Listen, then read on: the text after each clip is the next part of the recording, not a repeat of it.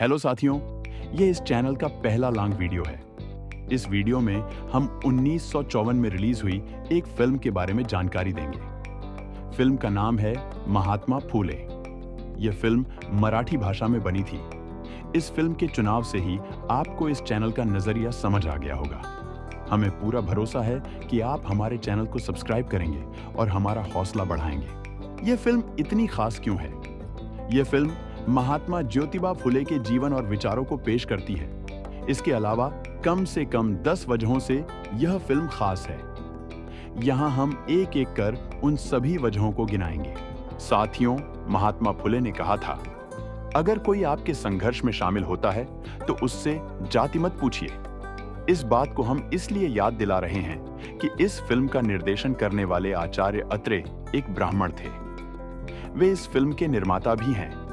उन्होंने फुले के जीवन और विचारों के साथ जो न्याय किया है, उससे उनके सारे समाज को साथ लेकर चलने की भावना और एक बेहतरीन कलाकार का हुनर दिखाई देता है। उनके इस नजरिए से हमें 1954 के आसपास कथित उच्च जातियों के लोगों के एक बड़े तबके की संवेदनशीलता का भी पता चलता है। फिल्म की शुरुआत में हमें स्क्रीन पर लिखा दिखाई देता है कि इस फिल्म की कहानी लिखते समय महात्मा फुले द्वारा लिखे गए सभी ग्रंथों के साथ कई लेखकों की लिखी गई जीवनियों। इस तरह यह फिल्म अपने सारे सोर्सेज बताती है। यानी ये एक वेल रिसर्च फिल्म है, न कि कोई सड़क छाप प्रोपगेंडा फिल्म। मेरे लिए दूसरी एक्साइटिंग बात यह है कि इस फिल्म में दिखाई देने वाले लोग यह कोई आम लोग नहीं, बल्कि महाराष्ट्र और इस देश के इतिहास के महानतम लोगों में से हैं। इस फिल्म की स्क्रीन खुलते ही स्क्रीन पर संत गाडगे महाराज दिखाई देते हैं। अगर आप गाडगे महाराज के बारे में नहीं जानते हैं या कम जानते हैं तो उनके बारे में आपको जरूर पढ़ना चाहिए। भारत में कई महान संत हुए, लेकिन कितनों के नाम पर एक यूनिवर्सिटी बनाई गई है। कबीर, रैदास या किसी अन्य, शायद ही कोई होगी। संत गाडगे महाराज के नाम पर है। यहां हम इस बात को भी बताना चाहेंगे कि यह मंगलाचरण परंपरा को ध्वस्त करता हुआ है, जैसे बाद के समय में विजय तेंदुलकर अपने नाटकों के मंगलाचरण में करते हैं। यहां यह भी बताते चलें कि यह फिल्म मराठी नाटक की शैली में बनाई गई है। यह बताना इसलिए जरूरी है कि जहां हिंदी या उर्दू या हिंदुस्तानी सिनेमा जहां पूरी ज्यादातर अपनी प्रेरणा पारसी थिएटर से लेता है, वहीं यह फिल्म मराठी रंगमंच से अपनी प्रेरणा लेती है। इसके सारे एलिमेंट्स मराठी रंगमंच से प्रभावित है। यहां तक कि मराठी नाट्य संगीत की भी इसके संगीत पर काफी छाप दिखाई देती है, जो तत्कालीन एलिटिज्म का प्रतीक था। खैर, इस फिल्म का पहला सीन मंगलाचरण से धीरे धीरे पोवाड़े में तब्दील होता है और पोवाड़ा गाते हुए दिखाए जाते हैं शाहिर अमर शेख।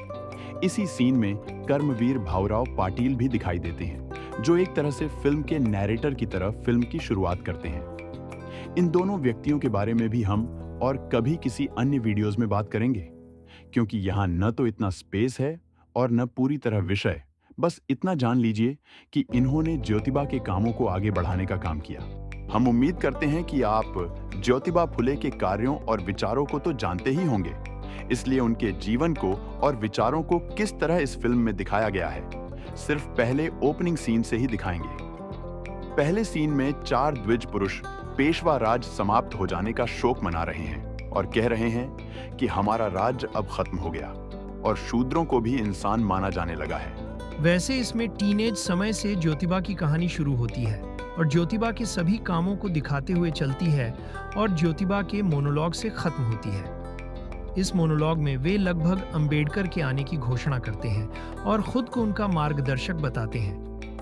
कहा जाता है कि इस फिल्म के उद्घाटन के समय बाबा साहब मौजूद थे। फिल्म के गीत लिखे हैं महात्मा फुले, कर्मवीर शिंदे, आचार्य अत्रे और अमर शेख ने। इसके सिंगर्स आशा भोसले और वसंत देशपांडे थे।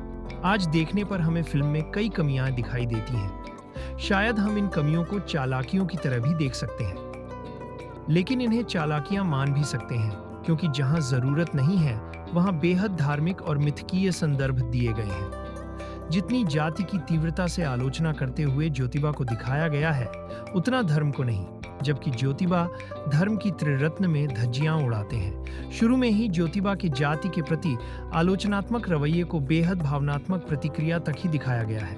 बाद में भी वह लिजालिजी भावना की तरह लगता है, लेकिन कुछ समय बाद इसे डायरेक्टर संभाल लेते हैं और ट्रैक पर आते हैं, लेकिन तब तक तिलक वाला केस छूट जाता है। मां सावित्री पीछे छूट जाती हैं। सवाल यह है कि यह फिल्म 1954 में बनी क्यों? देश को आजाद हुए लगभग 7 साल हो चुके थे।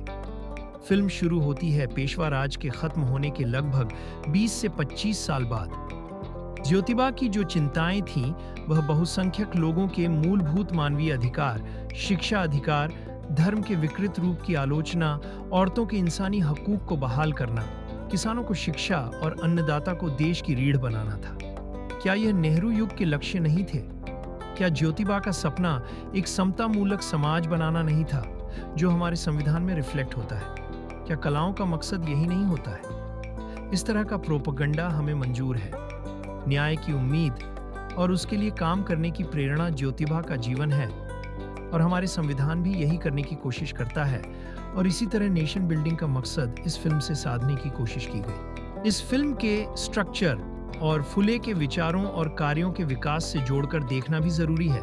फिल्म शुरू में जातिवाद और जातिवादी व्यवस्था द्वारा निर्मित किए शोषण के तरीकों को दिखाती है।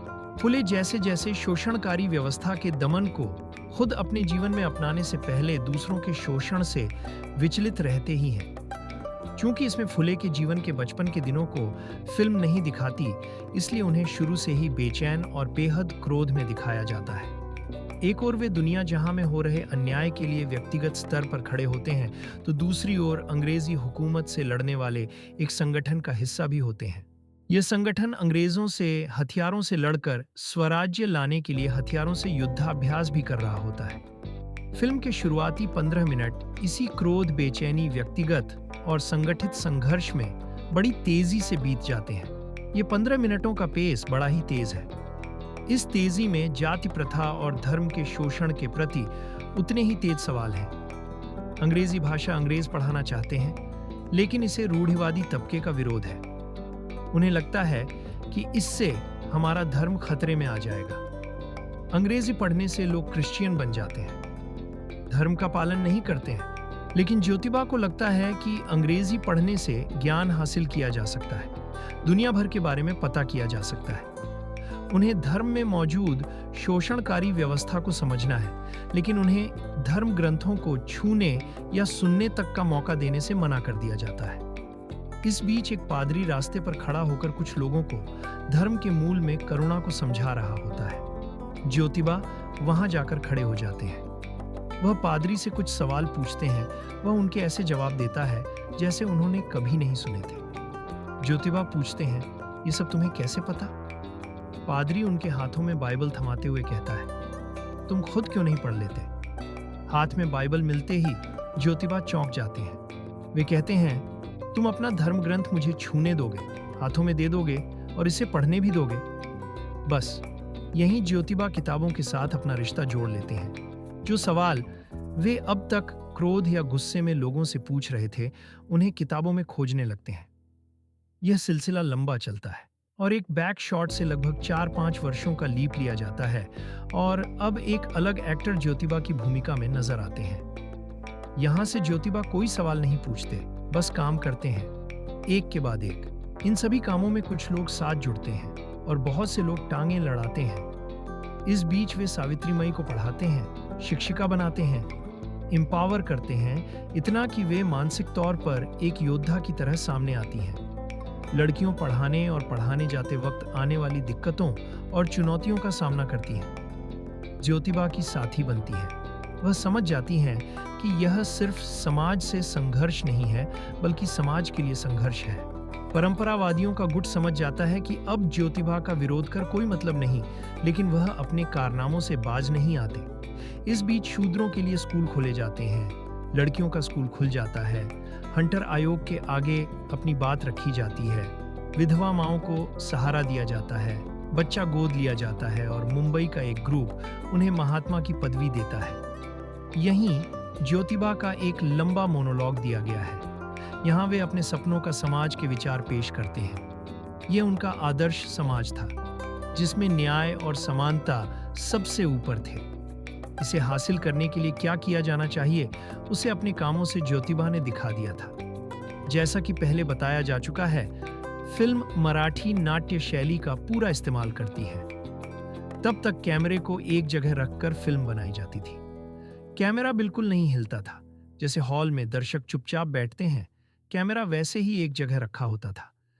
सिर्फ एक्टर एक खास स्पेस में हिलते डुलते थे। इस फिल्म में भी ऐसा ही है।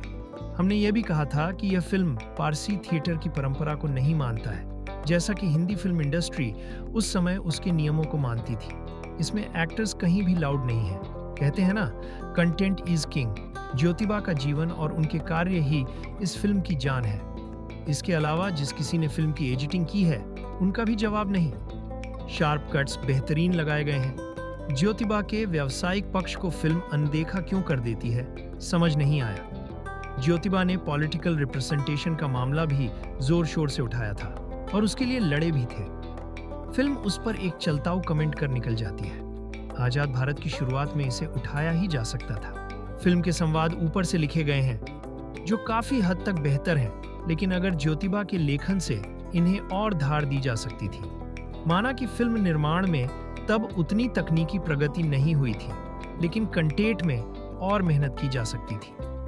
ये खासकर तब और जरूरी लगता है जब निर्माता निर्देशक आचार्य अत्रे मराठी के बड़े और बेहतरीन लेखक भी हैं। आपको आचार्य अत्रे का लिखा भी पढ़ना चाहिए। आपने अगर यहाँ तक वीडियो देख लिया है तो आपको लग रहा होगा कि यह फिल्म कहाँ देखी जा सकती है। यह फिल्म YouTube पर उपलब्ध तो है, लेकिन इसके कुछ हिस्सों में आवाज नहीं है। हो सकता है ये किसी के पर्सनल आर्काइव में मिल जाए, उनसे आप हासिल कर सकते हैं। फिलहाल हम इसका YouTube लिंक डिस्क्रिप्शन में दे रहे हैं, उसे आप देख सकते हैं। हो सके तो ज्योतिबा फुले का तमाम लिखा हुआ आप पढ़ें, ताकि आप सिर्फ सवाल न पूछें बल्कि जवाब भी दें, अपने काम से, अपने लेखन से या बोलने से। शुक्रिया। फिर मिलेंगे अगले वीडियो में। तब तक आप हमसे जुड़ने के लिए सब्सक्राइब कर लें और दोस्तों के साथ शेयर करें।